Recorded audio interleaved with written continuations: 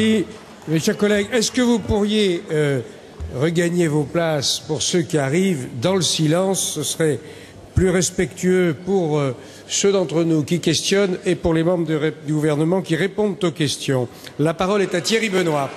Merci, Monsieur le Président. Je souhaiterais attirer l'attention du ministre Laurent Wauquiez en charge de l'emploi et je voudrais évoquer dans cet hémicycle un dispositif que je qualifierais de génial, que l'on appelle le contrat de transition professionnelle.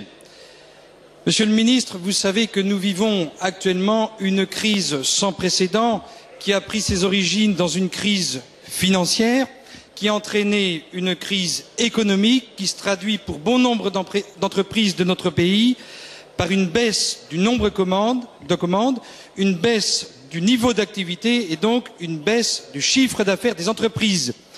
Pour bon nombre d'entre elles, cela se traduit par des demandes de chômage partiel, par des suppressions d'emplois et par des restructurations, principalement qui concernent les grands groupes, mais aussi les petites et moyennes entreprises.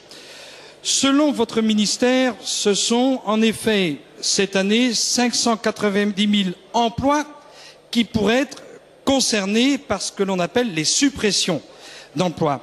Les bassins industriels sont véritablement touchés.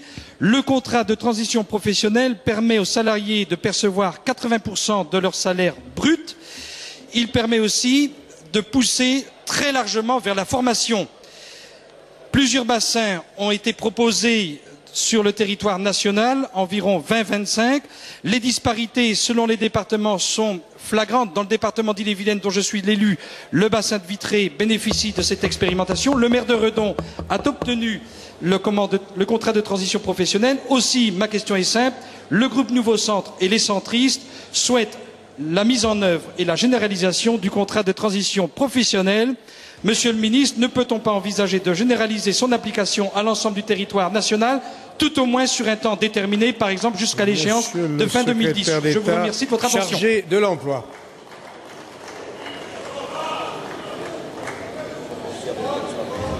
Monsieur le Président, Mesdames et Messieurs les députés, Monsieur le député Thierry Benoît, vous avez raison, notre obsession dans cette période où trop de nos compatriotes connaissent un licenciement économique doit être de leur donner toutes les chances pour pouvoir rebondir et retrouver un emploi.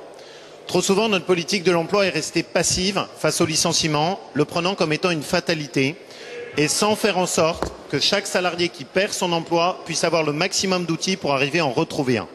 C'est toute la philosophie du contrat de transition professionnelle qui était inspiré par Jean-Louis Borloo, faire en sorte que celui qui perd puisse avoir tous les outils pour retrouver. Vous avez perdu votre emploi dans le secteur du textile, explorons les possibilités d'en retrouver un dans le secteur du service à la personne. Dans la vente à domicile qui souffre dans le Nord-Pas-de-Calais, pourquoi ne pas explorer les passerelles pour réussir à retrouver un travail, notamment dans un centre d'appel? Mais pour ça, il faut du temps et il faut de l'argent pour pouvoir financer de la formation et il faut un conseiller personnel. C'est tout ce que permet le CTP sur les territoires où il est déployé. Et vous me permettrez à cette occasion de rendre hommage aux équipes de Pôle emploi qui ont la charge d'animer les CTP et notamment à leur directeur général, Christian Charpy, qui conduit avec énergie et compétence cette réforme dans un contexte difficile. Il a toute la confiance du gouvernement pour mener à bien sa mission. Parallèlement à ça, il y a les territoires comme le vôtre, je pense notamment à Faugères, où vous souhaitiez pouvoir bénéficier du CTP. Il y a effectivement les territoires qui sont les plus rudement touchés, qui ont pu en bénéficier, et d'autres qui pour autant connaissent aussi la crise et qui n'ont pas pu à ce stade pouvoir bénéficier du CTP. C'est pour cette raison qu'avec les partenaires sociaux, nous avons amélioré la convention de reclassement personnalisée en termes d'accompagnement, d'indemnisation et de durée. Ce que je vous propose, c'est de commencer à travailler ensemble sur le territoire de Faugères en regardant ensemble comment faire en sorte d'utiliser la convention de reclassement personnalisée pour en faire un vrai outil, un vrai droit au rebond pour les salariés licenciés et à terme explorer ainsi la possibilité de mieux généraliser à l'échelle du territoire de la République les contrats de transition professionnelle.